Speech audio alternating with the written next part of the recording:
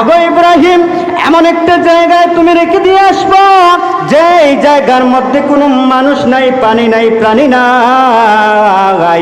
আগো ইব্রাহিম, এমন একটা জায়গার মধ্যে রেখে দিয়ে আসবা যেই জায়গার মধ্যে মানুষের কোনো লোক সমাগম নাই। আগো ইব্রাহিম, এমন একটা জায়গার মধ্যে তোমার স্ত্রী এবং সন্তানকে তুমি রেখে দিয়ে আসবা। আল্লাহ তাআলা অর্ডার করলেন, হুকুম করলেন, কিন্তু ইব্রাহিম পয়গম্বরের অন্তরে সন্তানের জন্য কি পরিমাণ দরদ। একজন মানুষ যদি শেষ বয়সে এসে 40-45 বছরে যদি এসে সন্তানের বাবা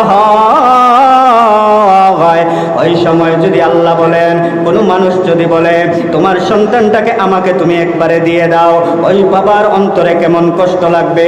কিন্তু আল্লাহর পয়গম্বর ইব্রাহিম আলাইহিস সালাতু ওয়াস সালামকে যখন আল্লাহ বললেন, ওগো ইব্রাহিম, তোমার স্ত্রী এবং সন্তানকে তুমি এমন একটা জায়গার মধ্যে রেখে দিয়ে আসবা যেই জায়গার মধ্যে কোনো পানি নাই, কোনো প্রাণী নাই, কোনো মানুষ নাই, কোনো লোক সমাগম নাই, এমন জায়গা যেখানে কোনো মানুষের আনাগোনা নাই, এমন জায়গার মধ্যে রেখে দিয়ে আসবা।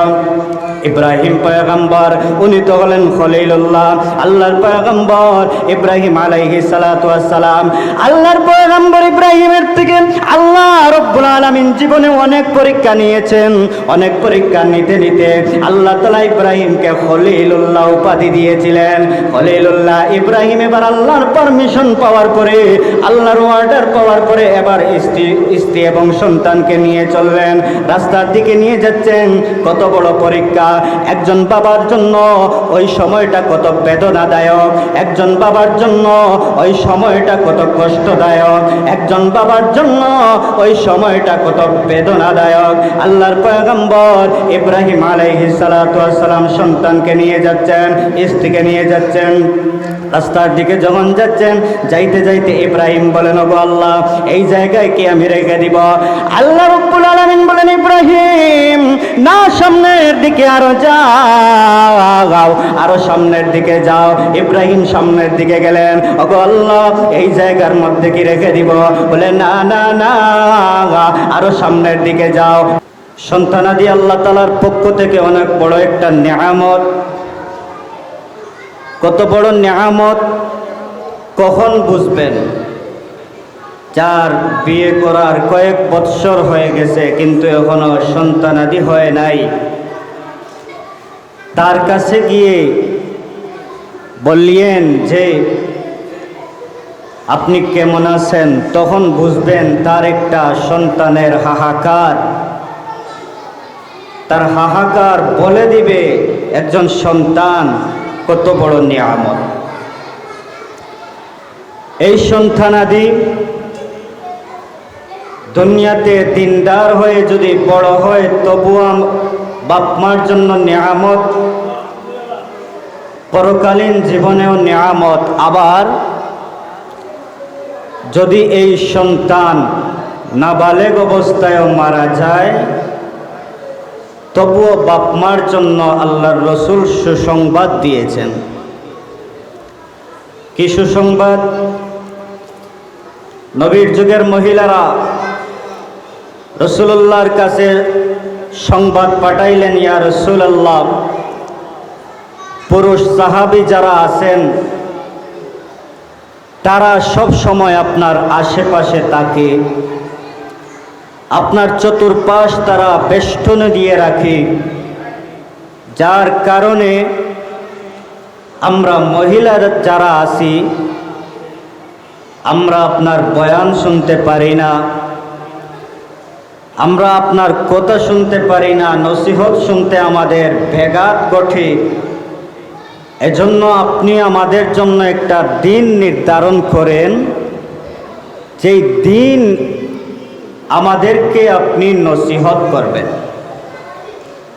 রাসূলুল্লাহ সাল্লাল্লাহু আলাইহি ওয়াসাল্লাম তাদের জন্য একটা দিন নির্ধারণ করলেন, তাদের সামনে নসিহত করতেছেন, বয়ান করতেছেন। একটা পর্যায়ে নবী করিম সাল্লাল্লাহু আলাইহি ওয়াসাল্লাম বললেন, হে মহিলারা, তোমাদের যাদের 3টা সন্তান আছে এবং এই 3টা সন্তান নাবালেগ অবস্থায় মারা যায়, তাহলে জেনে রাখো এই সন্তান তিনটা তার এবং তার কিয়ামতের ময়দানে তার এবং জাহান্নামের মধ্যখানে পর্দা হয়ে যায়। সুবহানাল্লাহ। নাবালেগ অবস্থায় যদি মারা যায়, কিয়ামতের দিনে এই সন্তানগুলা, শিশুগুলা তার মা বাবার জন্য জাহান্নাম এবং তার মা বাবার মধ্যখানে পর্দা হয়ে যায়। রাসূলুল্লাহর সাহাবী হযরতে আবু হুরায়রা রাদিয়াল্লাহু তাআলা আনহুর কাছে গিয়ে একজন প্রশ্ন করলেন, ওগো নবীর সাহাবী, আপনি তো সব সময় রাসূলুল্লাহর কাছেই থাকেন, রাসূলকে আবু হুরায়রা পেয়েছেন মাত্র 4 বছর। ওগো আবু হুরায়রা, সব সময় তো আপনি রাসূলুল্লাহর কাছে থাকেন, আপনি এক কাজ করেন, আমাকে বলেন, আপনি তো সবচেয়ে বেশি রাসূলের নসিহত শুনেন, কথাবার্তা শুনেন, যার 2টা সন্তান মারা যায় তার ব্যাপারে রাসূলুল্লাহ কি কোনো সুসংবাদ দিয়েছেন? এমন কিছু জানা থাকলে আপনি আমাকে বলেন। আল্লাহর নবীর সাহাবী হযরত আবু হুরায়রা রাদিয়াল্লাহু তাআলা আনহু বলেন, ওগো আল্লাহর বান্দা শুনুন, আল্লাহর নবী বলেছেন, যার 2টা সন্তান জন্মগ্রহণ করে এবং নাবালিগ অবস্থায় ওই 2টা সন্তান মারা যায়, আল্লাহর নবী বলেন ওই 2টা সন্তান কিয়ামতের ময়দানে তার মা বাবার জন্য জাহান্নাম এবং তার মা বাবার মধ্যখানে পর্দা হয়ে যাবে। আল্লাহর নবী সাহাবী আবু হুরায়রা বলেন, হে আল্লাহর বান্দা শুনো, আল্লাহর নবী বলেন, শিশুরা যখন মারা যায়, শিশুরা মারা যাওয়ার পরে ওই শিশুগুলা জান্নাতের মধ্যে পতঙ্গ পালের মতো উড়াউড়ি করে। আল্লাহর নবীর সাহাবী আবু হুরায়রা বলেন, কিয়ামতের ময়দান যখন কায়েম হয়ে যাবে, তখন ওই শিশুগুলা তাদের মা এবং বাবা উভয়জনের কাপড়ের মধ্যে ধরতে থাকবে, যত সময় পর্যন্ত আল্লাহ তার মা বাবাকে জান্নাত দিবেন না, তত সময় পর্যন্ত ওই শিশুগুলা তার মা বাবার কাপড় ছাড়বে না। সুবহানাল্লাহ। বোঝা গেল, এই শিশুগুলা শিশু অবস্থায় যদি মারা যায় বাপমার জন্য লাভ, বড় হয় যদি দিনদার হয় তাও বাপমার জন্য আরো বেশি লাভ। সুবহানাল্লাহ। এখন এই শিশুগুলা দিনদার বানাতে হলে আমাদের কিছু করণীয় আছে। এই শাদীপুর জামিয়া ইসলামিয়া মাদ্রাসা আপনার সন্তানকে আদর্শবান সন্তান বানানোর জন্য দিনরাত পরিশ্রম করে যাচ্ছে, দিনরাত মেহনত করে যাচ্ছে। আপনার সন্তান যেন আদর্শবান মানুষ হয়, নামাজি হয়, দিনদার হয়, চরিত্রবান হয়, সচ্চরিত্র হয়। এই জন্য এই মাদ্রাসা, এই জামিয়া দিনরাত মেহনত করে যাচ্ছে। এখন এই জামিয়া, এই মাদ্রাসা তো দিনরাত মেহনত করে যাচ্ছে, এর পাশাপাশি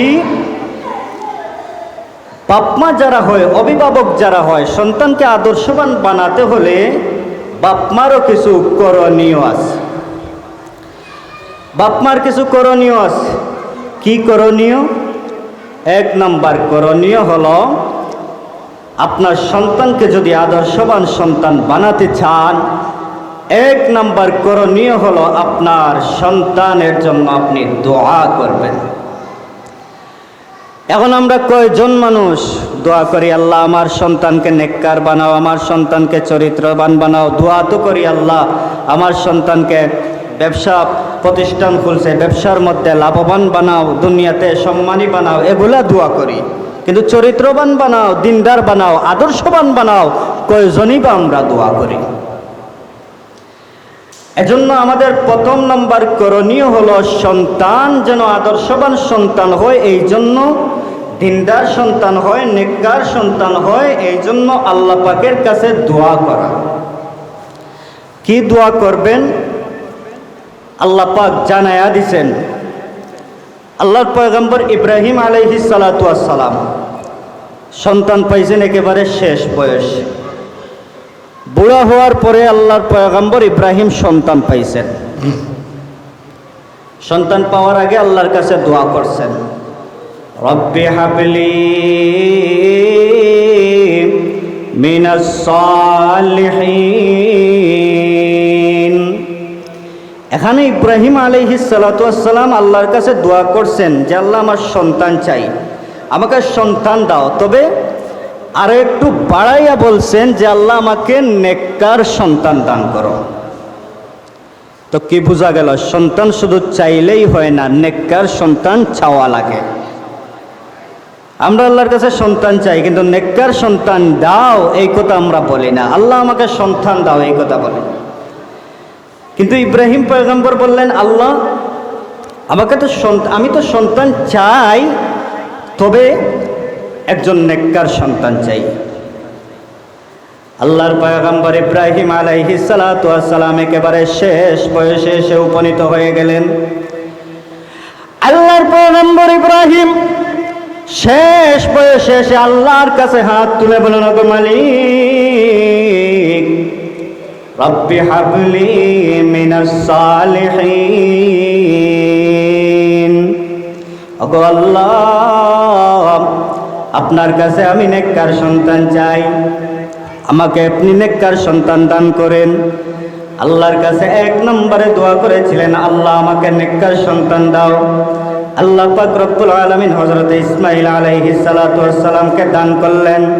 এটা হলো এক নাম্বার দোয়া, ওগো আল্লাহ আমাকে একটা নেককার সন্তান দাও। দুই নম্বরে কি দোয়া করবেন? আল্লাহর পয়গম্বর ইব্রাহিম আলাইহিস সালাতু ওয়াস সালাম তাও আমাদেরকে শিখায়া গেছেন। আল্লাহ রব্বুল আলামিন ইব্রাহিমের ওই দোয়াগুলাকে কোরআনে কারীমের মধ্যে এনে দিয়ে কিয়ামত পর্যন্ত আনেওয়ালা উম্মতের জন্য শিক্ষা রেখে দিয়ে গেছেন। এক নম্বরে দোয়া হলো, আল্লাহ আমাকে নেককার সন্তান দান করো। দুই নম্বরে দোয়া কি করেছিলেন? আল্লাহর পয়গম্বর ইব্রাহিম আলাইহিস সালাতু ওয়াস সালাম যখন সন্তান পেয়ে গেলেন, সন্তান পেয়ে যাওয়ার পরে ইব্রাহিম পয়গম্বর ইসমাঈল আলাইহিস সালাতু ওয়াস সালাম যখন কিছু বড় হলেন, অল্প একটু বড় হলেন, আল্লাহ তাআলা ঘোষণা করে দিলেন, ওগো ইব্রাহিম, আমি আল্লাহর ওয়ার্ডার, তোমার সন্তান এবং তোমার স্ত্রীকে বনবাসের মধ্যে রেখে দিয়ে আসবা। ওগো ইব্রাহিম, এমন একটা জায়গায় তুমি রেখে দিয়ে আসবা যে জায়গার মধ্যে কোনো মানুষ নাই, পানি নাই, প্রাণী নাই। ওগো ইব্রাহিম, এমন একটা জায়গার মধ্যে রেখে দিয়ে আসবা যেই জায়গার মধ্যে মানুষের কোনো লোক সমাগম নাই। ওগো ইব্রাহিম, এমন একটা জায়গার মধ্যে তোমার স্ত্রী এবং সন্তানকে তুমি রেখে দিয়ে আসবা। আল্লাহ তাআলা অর্ডার করলেন, হুকুম করলেন, কিন্তু ইব্রাহিম পয়গম্বরের অন্তরে সন্তানের জন্য কি পরিমাণ দরদ। একজন মানুষ যদি শেষ বয়সে এসে 40-45 বছরে যদি এসে সন্তানের বাবা হয়, ওই সময় যদি আল্লাহ বলেন, কোন মানুষ যদি বলে তোমার সন্তানটাকে আমাকে তুমি একবারে দিয়ে দাও, ওই বাবার অন্তরে কেমন কষ্ট লাগবে। কিন্তু আল্লাহর পয়গম্বর ইব্রাহিম আলাইহিস সালাতু ওয়াস সালামকে যখন আল্লাহ বললেন, ওগো ইব্রাহিম, তোমার স্ত্রী এবং সন্তানকে তুমি এমন একটা জায়গার মধ্যে রেখে দিয়ে আসবা যেই জায়গার মধ্যে কোনো পানি নাই, কোনো প্রাণী নাই, কোনো মানুষ নাই, কোনো লোক সমাগম নাই, এমন জায়গা যেখানে কোনো মানুষের আনাগোনা নাই, এমন জায়গার মধ্যে রেখে দিয়ে আসবা। ইব্রাহিম পয়গম্বর উনি তো হলেন খলিলুল্লাহ, আল্লাহর পয়গম্বর ইব্রাহিম আলাইহিস সালাতু ওয়াস সালাম। আল্লাহর পয়গম্বর ইব্রাহিমের থেকে আল্লাহ রব্বুল আলামিন জীবনে অনেক পরীক্ষা নিয়েছেন। অনেক পরীক্ষা নিতে নিতে আল্লাহ তাআলা ইব্রাহিমকে খলিলুল্লাহ উপাধি দিয়েছিলেন। খলিলুল্লাহ ইব্রাহিম এবার আল্লাহর পারমিশন পাওয়ার পরে, আল্লাহর অর্ডার পাওয়ার পরে এবার স্ত্রী এবং সন্তানকে নিয়ে চললেন, রাস্তার দিকে নিয়ে যাচ্ছেন। কত বড় পরীক্ষা!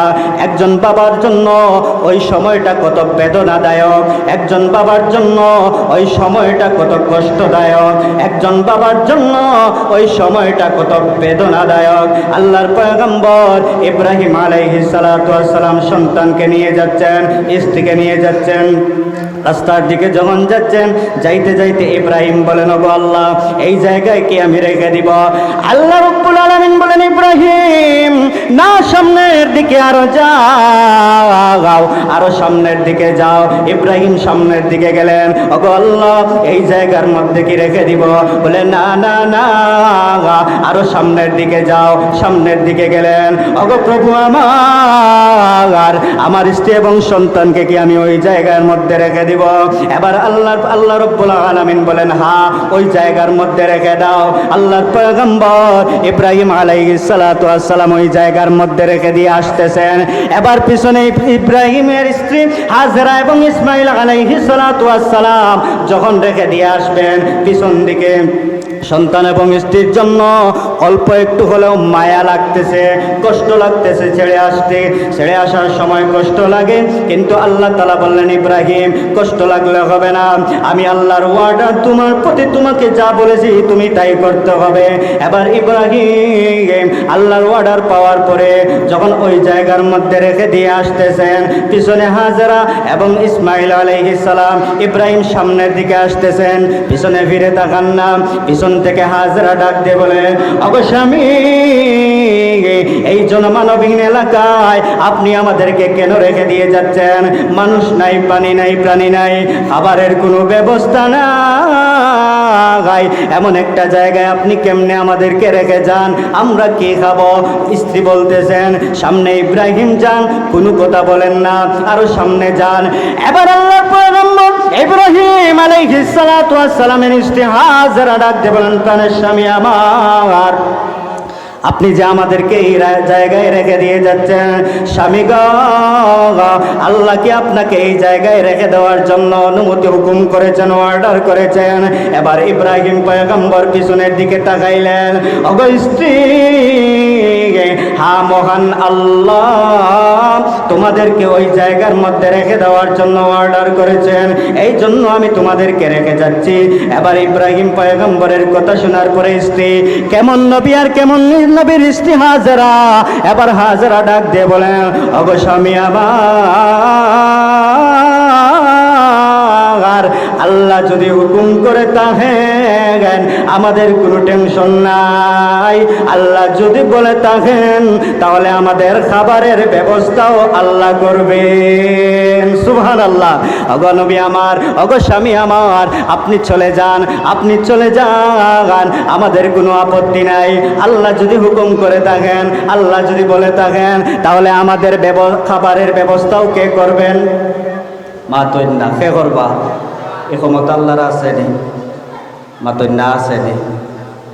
জনমানবহীন এলাকায় কোনো মানুষ নাই, খাওয়ানোর ক্ষমতা আসেনি আল্লাহর।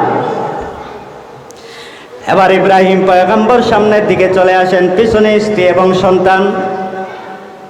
আসার সময় আল্লাহর কাছে 2 নম্বরে দোয়া করলেন, ওগো প্রভু আমার, ওগো মালিক আমার, ওগো রব্বুল আলামিন, আমি এই জায়গার মধ্যে কেন রেখে যাচ্ছি জানেননি? আমার সন্তান এবং স্ত্রীকে রেখে যাচ্ছি। রব্বানা লিয়ুকিমুস সালাত। এবার ইব্রাহিম পয়গম্বর বলেন, ওগো রব্বুল আলামিন, আমি এই জনমানবহীন এলাকায় আমার সন্তান এবং স্ত্রীকে কেন রেখে দিয়ে যাচ্ছি জানেননি? ওগো প্রভু আমার,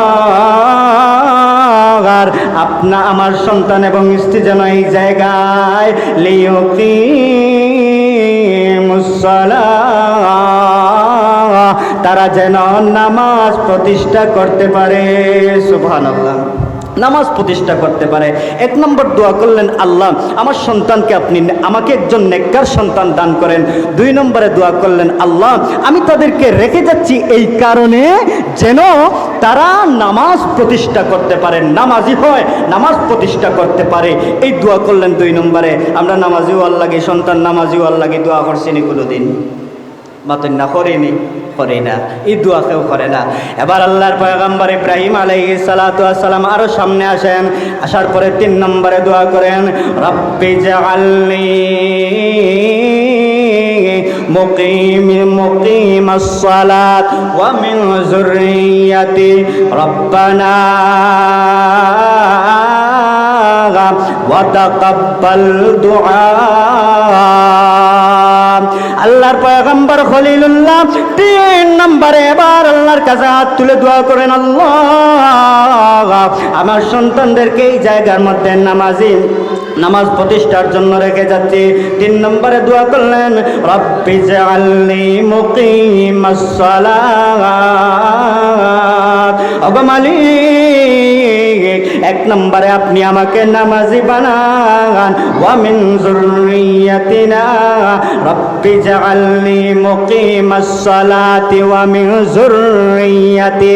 1 নম্বরে আমাকে নামাজি বানাও, 2 নম্বরে আমার সন্তানদেরকেও নামাজি বানাও। সুবহানাল্লাহ। নবী দোয়া করলেন, আল্লাহ 1 নম্বরে আমাকে নামাজি বানাও, আর 2 নম্বরে আমার সন্তানকে আপনি নামাজি বানাও। জোরে বলেন সুবহানাল্লাহ। এখন আমরা নামাজি হয়তো দোয়া করিনি, এই দোয়া আমরা করি না। কেমনে করবো? বাপেও নামাজ পড়ে না, আছে না নাই? বাপেও নামাজ পড়ে না, সন্তানের লাগে নামাজের দোয়া করতো কিতা, ইটা দোয়া করে না। দোয়া করে, আল্লাহ আমার সন্তানের একটা ব্যবসা প্রতিষ্ঠান খুলছে, তারা আরো একটা ব্যবসা প্রতিষ্ঠানের মালিক বানাও, একটা গাড়ি কিনছে, আরো একটা গাড়ি কেনার তৌফিক দান করো, এই দোয়া করে। কিন্তু ইব্রাহিম আলাইহিস সালাম আমাদেরকে শিখাইয়া গেলেন, আল্লাহ আমাদের জন্য শিক্ষা রাখলেন, আল্লাহ শিক্ষা রাখলেন কিয়ামত পর্যন্ত আনেওয়ালা উম্মত যারা, তাদের জন্য শিক্ষা রাখলেন যে সন্তানের জন্য দোয়া করতে হবে, যেন আমার সন্তানকে আল্লাহ আপনি নামাজি বানাও। নামাজি হওয়ার দোয়া আল্লাহর কাছে কর। সন্তানের বাবা হইলাম কিন্তু দোয়া করলাম না, এইভাবে কাজ হবে না। তো আদর্শবান সন্তান গঠন হবে না, চরিত্রবান সন্তান গঠন হবে না, দিনদার সন্তান গঠন হবে না। আদর্শবান সন্তান গঠন করতে হলে, বানাতে হলে দোয়া ছাড়া কোনো বিকল্প নাই। ইব্রাহিম আলাইহিস সালাম শিখিয়ে দিয়েছেন। 3 নম্বরে দোয়া করলেন, আল্লাহ আমার সন্তানকে আপনি আমাকে নামাজি বানাও, আর আমার সন্তানটাকেও আপনি নামাজি বানাও। এবার আল্লাহর পয়গম্বর ইব্রাহিম আলাইহিস সালাতু ওয়াস সালাম চলে আসতেছেন। 4 নম্বরে দোয়া করলেন, কি দোয়া করলেন? খানায়ে কাবা বানানোর পরে আল্লাহর পয়গম্বর ইব্রাহিম আলাইহিস সালাতু ওয়াস সালাম এবং ইসমাইল আল্লাহর কাছে হাত তুলে দোয়া করলেন, ওয়া ইয ইয়ারফাউ ইব্রাহিমুল কাওয়াইদা মিনাল বাইতি ওয়া ইসমাঈল রব্বানা তাকাব্বাল মিন্না ইন্নাকা আনতাস সামিউল আলিম রব্বানা ওয়াজআলনা মুসলিমাইনি লাক ওয়া মিন যুররিয়াতিনা উম্মাতাম মুসলিমাতাল লাক ওয়া আরিনা মানাসিকানা ওয়া তুব আলাইনা ইন্নাকা আনতাত তাওয়াবুর রহিম। আচ্ছা, আমি তো আপনার আর গরর মানুষ, এই মাদ্রাসাতে আসলাম, বা মেহমান নাই মেজবান, কিন্তু মেহমান তো আসছেন। মুফতি আমাদের মৌলভীবাজার জেলার অহংকার গৌরব কাসেমি সাহেব চলে এসেছেন। তো এই আজকের মাহফিল সাজানোর দায়িত্ব আপনাদের না বাহিরা এলাকার মানুষের? আপনাদের, আমাদের। এজন্য এই উশৃঙ্খলা পরিবেশ থাকলে তো এটা সুন্দর দেখায় না। আপনাদের মুরব্বী বাবা যারা আছেন কষ্ট দিব, আপনারা যদি সামনে চলে আসেন আর তাদেরকে যদি আপনাদের সাথেও নিয়ে আসেন তাহলে অনেকটা সুন্দর হয়ে যাবে। আমাদের অতিথি মেহমান যিনি আসছেন তারাও খুশি হবেন। দয়া করে আপনারা যদি সামনে চলে আসেন, সামনেও ফ্যান আছে, আমি বসছি মানে মাহফিলটা জমানোর জন্য, জমায়া দিয়া আমি চলে যাব। আপনারা ওই পিছনে যারা আছে ভাই, আপনারা একটু সামনে আসেন আর জিকির করেন, লা ইলাহা ইল্লাল্লাহ। জোরে জোরে সামনে আসেন, সামনে বুঝে না কথা। লা ইলাহা ইল্লাল্লাহ জমিয়া বইলে একটা মায়া মহব্বত হব, আপনার প্রতি আমারও মায়া মহব্বত হব, আমরার প্রতি আমার প্রতি আপনার আরও মায়া মহব্বত হব। হাসানা বিসা আপনারা এক দেশ, আমি আর এক দেশ, মাঝখানে উশৃঙ্খল। ওই যে যারা আছে, যারা এখানে বসা শিশু কিশোর, এরা তো আগামী দিনের ভবিষ্যৎ, এরা তো আগামী প্রজন্মের ভবিষ্যৎ। আর এদের জন্যই তো ওয়াজ, আমি যে ওয়াজ শুরু করছি এদের জন্যই ওয়াজ।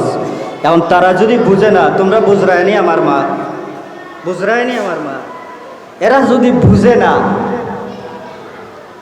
এদেরকেই নিয়ে আগামীর প্রজন্ম গড়ে উঠবে, আদর্শবান একটা সমাজ এদেরকে দিয়ে হবে, এরাই আগামী দিনের ভবিষ্যৎ হবে, কাণ্ডারি হবে। এজন্য সন্তানাদি যারা আছেন বা শিশু যারা আছে, এদের যত্ন নেওয়া, এদেরকে গড়ে তোলা, অভিভাবক যারা, এদের দায়িত্ব। এখন যারা বসছে, আপনারা যারা আছেন, একজনকেও আর উঠতে দিবেন না। এখন যারা বসা আছে উঠলেই ধরে ফেলবেন, কেউ আর উঠি নেই।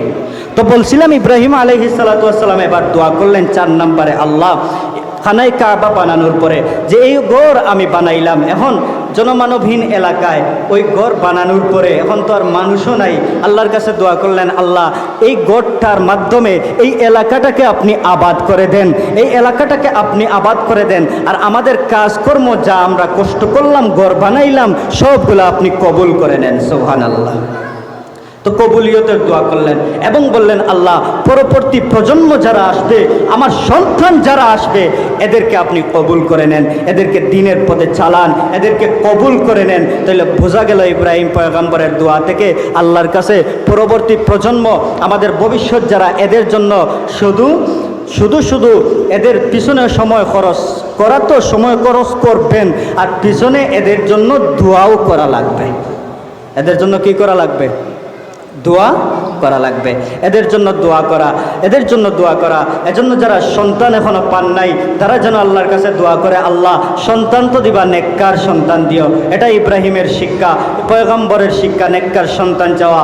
নেককার সন্তান হওয়ার পরে দোয়া হলো, আল্লাহ আমার সন্তানকে আপনি দিনদার বানান, নামাজি বানান, ধর্মভীরু বানান, আল্লাহওয়ালা বানান। কারণ সন্তান যদি বিপদে চলে যায়, তখন এই কষ্টটা বাপ মা কত কষ্ট পায় তা বলে বাসায় বোঝানো সম্ভব না।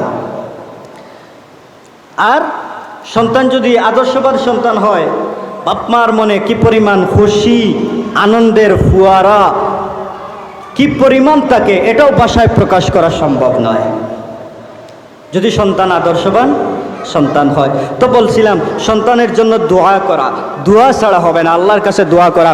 আল্লাহর পয়গম্বর জাকারিয়া আলাইহিস সালাতু ওয়াস সালাম সন্তানের জন্য আল্লাহর কাছে দোয়া করেছিলেন, ওগো আল্লাহ আমাকে একটা নেককার সন্তান দাও। কিভাবে দোয়া করেছিলেন? আল্লাহ তাআলা আমাদের জন্য কোরআনের মধ্যে আনেওয়ালা কিয়ামত পর্যন্ত উম্মতের জন্য রেখে দিয়েছেন। সুবহানাল্লাহ। জাকারিয়া পয়গম্বর দোয়া করলেন, কাফহা ইয়া আইন সাদ যিকরু রাহমাতি রাব্বিকা আবদাহু যাকারিয়া ইয নাদাহু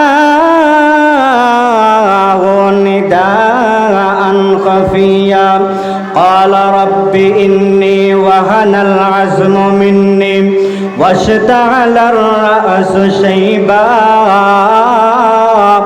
ওয়ালাম আকুম বিদুআইকা রাব্বি শাকিয়া। আল্লাহর পয়গম্বর জাকারিয়া আলাইহিস সালাতু ওয়াস সালাম শেষ বয়সে এসে আল্লাহর কাছে দোয়া করলেন। কোন সময় দোয়া করলেন? জাকারিয়া আলাইহিস সালাতু ওয়াস সালাম আল্লাহর পয়গম্বর ঈসা আলাইহিস সালাতু ওয়াস সালামের আম্মা জান হযরত মারইয়াম আলাইহাস সালাতু ওয়াস সালাম যখন বাইতুল মাকদিসের ওই কামরার ভিতরে রক্ষণাবেক্ষণের দায়িত্ব জাকারিয়া পয়গম্বরকে দেওয়া হলো। একদিন জাকারিয়া পয়গম্বর ওই মেহরাবের ভিতরে, ঘরের ভিতরে প্রবেশ করলেন। ঘরের ভিতরে প্রবেশ করার পরে উনি দেখতে পেলেন, ঘরের ভিতরে দেখা যায় বিভিন্ন ধরনের ফল দেখা যায়। আঙ্গুর দেখা যায়, আপেল দেখা যায়, বেদানা দেখা যায়, কমলা দেখা যায়, আর এরপরে আরো বিভিন্ন ধরনের ফল দেখা যায়, যেই ফলের কোনো সিজন নয়। এমন সময় আল্লাহর পয়গম্বর জাকারিয়া বললেন, ওগো মারিয়াম, ওগো মারিয়াম, তোমার ঘরের মধ্যে আমি তো ফল দেখতে পাচ্ছি। কি ফল? এই ফলগুলা তোমার কাছে কেমনে আসলো? এমনি মারিয়াম বলে, ওগো খালুজান আমার, ওগো মৌয়াজি আমার, আমার ঘরের মধ্যে যেই ফল এইগুলা আল্লাহ পাক আমাকে দিয়েছেন। সুবহানাল্লাহ। এখন জাকারিয়া যখন দেখলেন আল্লাহ পাক ফল দিয়েছেন, আনমৌসুমে ফল, তখন মনে মনে আইল রে আল্লাহ, জাকারিয়ারে যদি আনমৌসুমে আল্লাহ ফল দিতে পারে, তা আমি তো বুড়া দুড়া হয়ে গেছি, এখন তো বুড়া কালো তো আর সন্তান পাওয়া সম্ভব না। আর খেমনেও বা মানুষের সামনে জোরে জোরে দোয়া করতাম, কইরা যে নিদা আন খাফিয়া, গোপনে গোপনে আল্লাহর কাছে দোয়া করলেন, আল্লাহ মরিয়মরে যদি আনমৌসুমে ফল দিতে পারো, তে আমি তো বুড়ো হয়ে গেছি। রব্বি ইন্নি ওয়াহানাল আজমু মিন্নি ওয়াশতাআলার রাসু শাইবা, আল্লাহ আমার সাদা চুল সাদা হয়ে গেছে, চামড়া ঢিলা হয়ে গেছে, শরীরের হাড্ডিগুলা দুর্বল হয়ে গেছে, বার্ধক্যে উপনীত হয়ে গেছি। ওগো আল্লাহ পাক, মরিয়মকে আনমৌসুমে ফল দিতে পারলে আমার বিশ্বাস আপনি আমাকেও আনসিজনে সন্তান দিতে পারেন। সুবহানাল্লাহ। কে দোয়া করলেন? জাকারিয়া আলাইহিস সালাম। ওগো আল্লাহ, যদি এমনই হয় আমাকে একজন নেককার সন্তান দাও।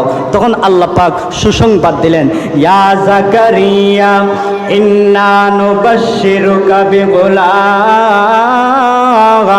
ইসমুহু ইয়াহইয়া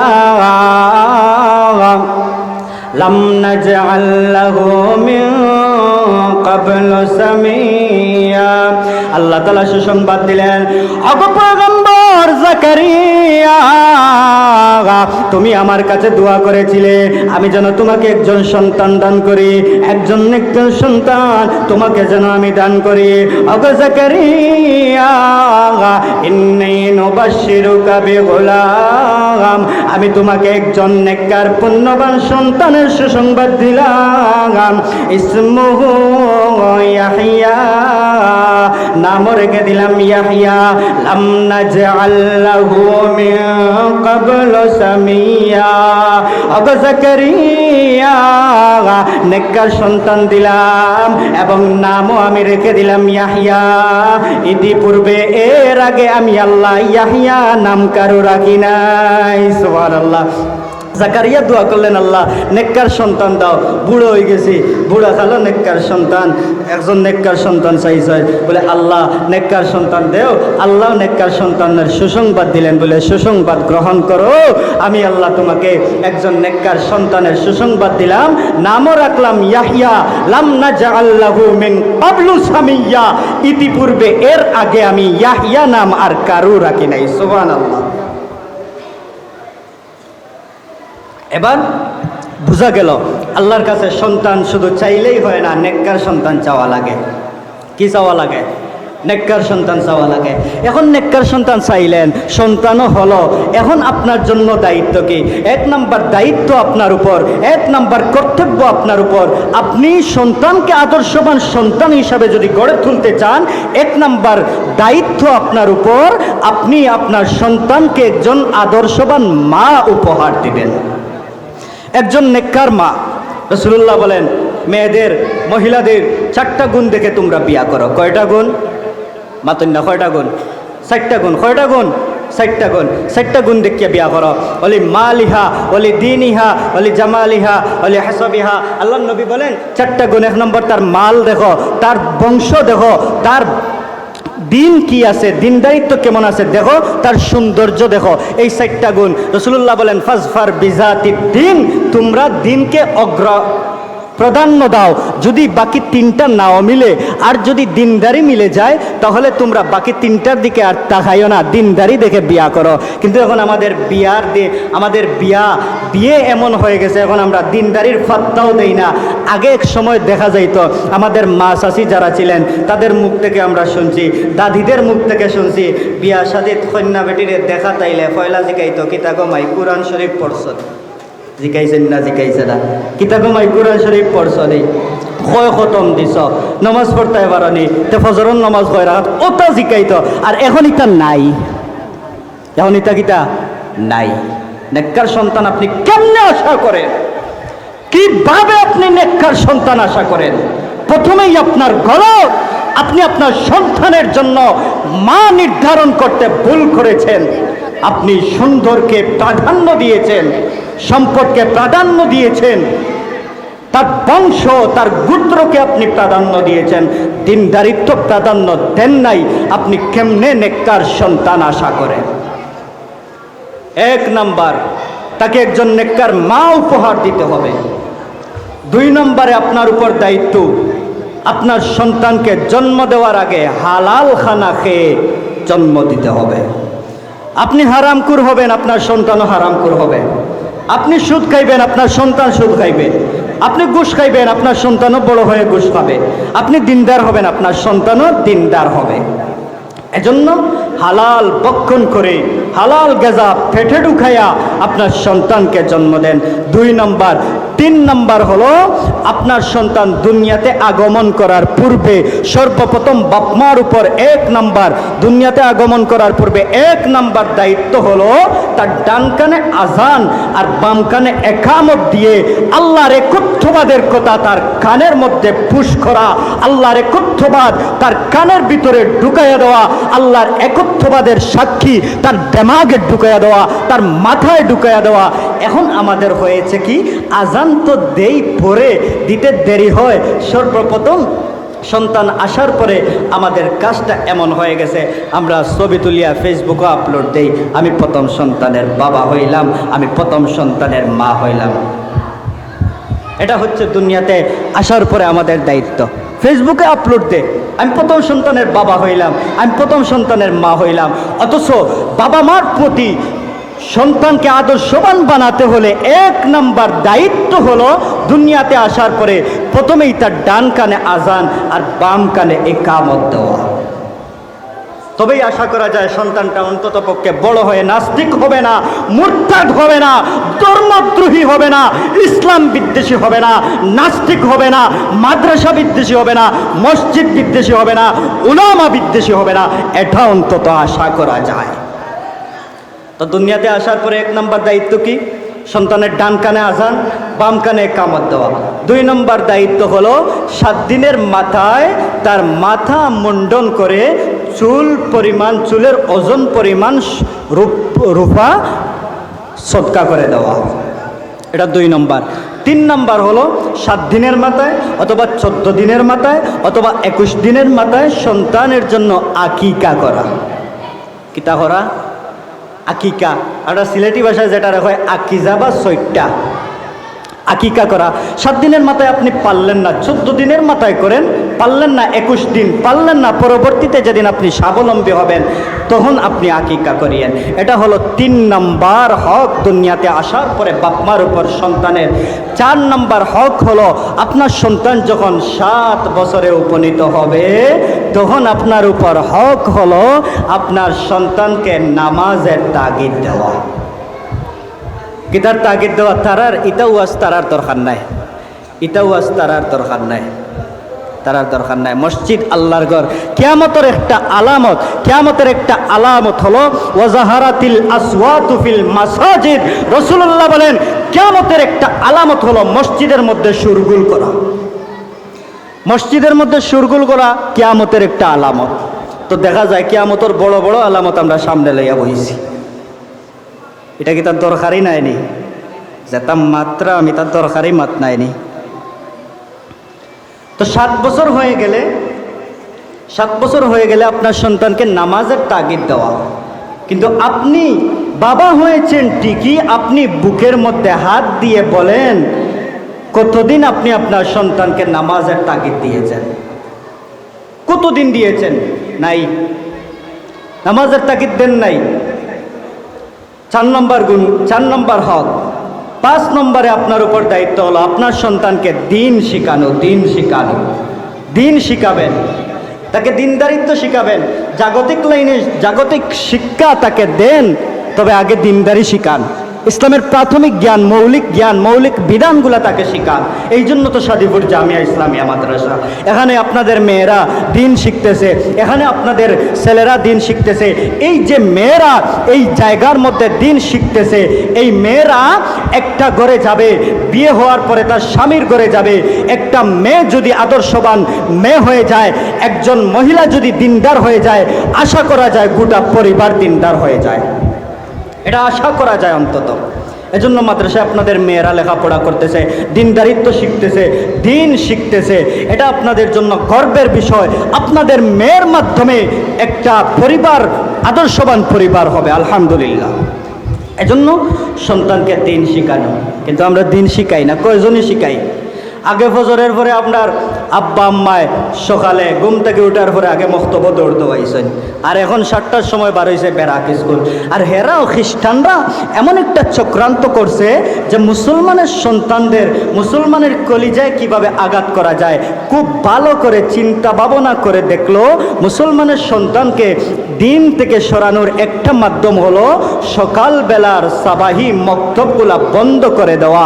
এখন বন্ধ করবে কেমনে? ওই খ্রিস্টান মিশনারিরা বের করেছে ব্রাক স্কুল, 7টার সময় যাওয়া লাগে।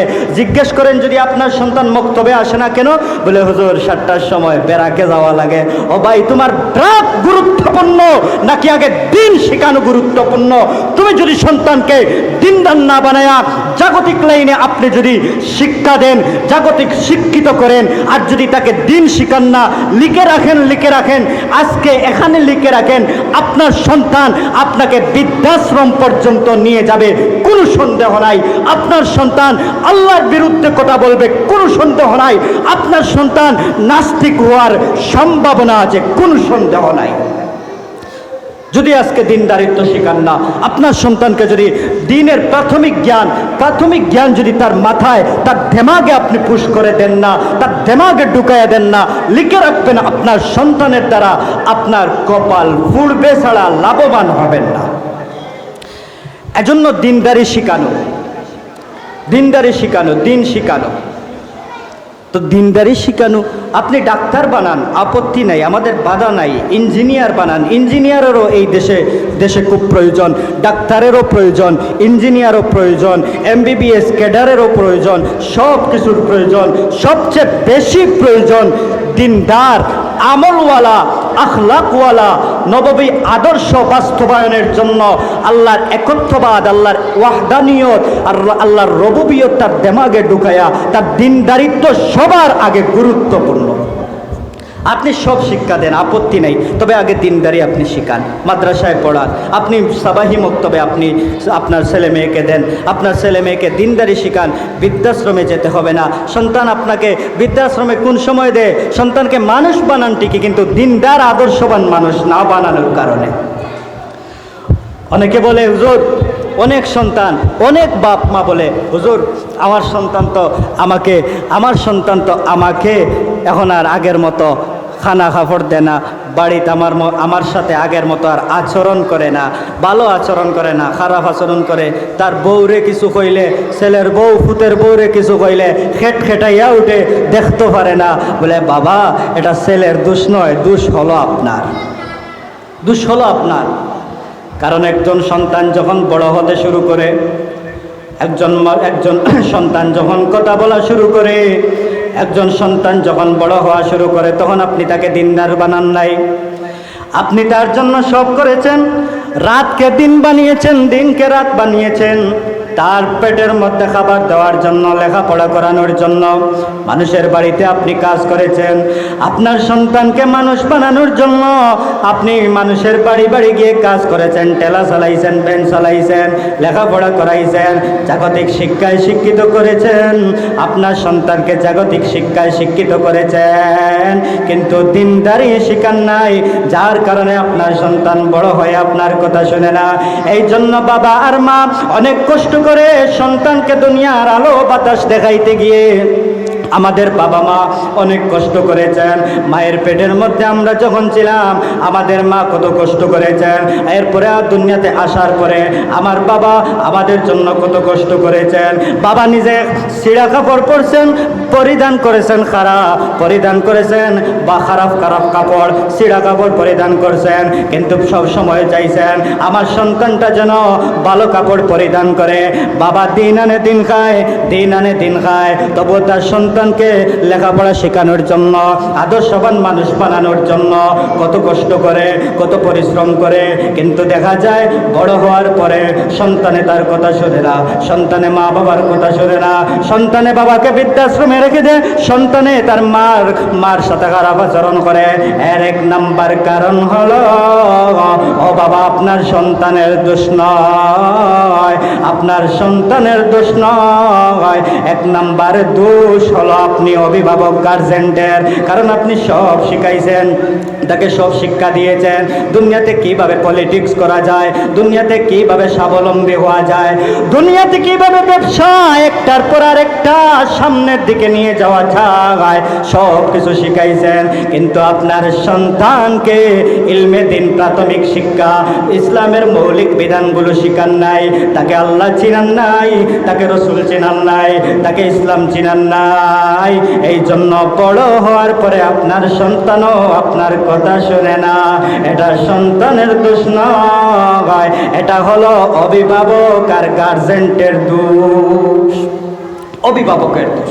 এজন্য এই মাদ্রাসা দিনদার আদর্শবান মা বানানোর মাদ্রাসা, দিনদার আদর্শবান মানুষ, দিনদার আদর্শবান মানুষ গড়ার ফ্যাক্টরি হচ্ছে এই মাদ্রাসা। আপনারা ছিলেন শুরু থেকে, সহযোগিতা করেছেন, আছেন বর্তমানে। এরপরে মাদ্রাসা হাঁটি হাঁটি পা পা করে আপনাদের সামনে দাওরায়ে হাদিস, দারুল হাদিস পর্যন্ত মাদ্রাসা হয়েছে। একটা কথা কি জানেন, যেই এলাকায় রসুলুল্লাহর হাদিস পড়ানো হয়, কালা কালা রসুলুল্লাহ পড়ানো হয়, ওই এলাকার সম্পর্ক হয়ে যায় সরাসরি রসুলুল্লাহর রওজায়ে আতহরের সাথে। সুবহানাল্লাহ। আর রওজায়ে আতহরের সম্পর্ক স্বয়ং আল্লাহর আরশে আজিমের সাথে। এবার আপনারা বুঝেন খুব ভালো করে, আপনাদের এলাকার সম্পর্ক কিন্তু আল্লাহর আরশে আজিমের সাথে। এই জন্য এই মাদ্রাসার পিছনে সময় ব্যয় করা, টাকা পয়সা ব্যয় করা, কষ্টদায়ক হলেও ব্যয় করবেন, সন্তান দিবেন, এতে করে আপনার সন্তানটা অন্তত পক্ষে আদর্শবান সন্তান হবে, আদর্শবান সন্তান হবে, দিনদার সন্তান হবে, ভালো একটা ভবিষ্যৎ প্রজন্ম আপনি উপহার দিতে পারবেন। এই আবদার, এই দাবি আপনাদের সামনে রাখলাম। যতটুকু আলোচনা করলাম অগুছালো আলোচনা, আল্লাহ আমাদের প্রত্যেককে বুঝার তৌফিক দান করুন, আমিন।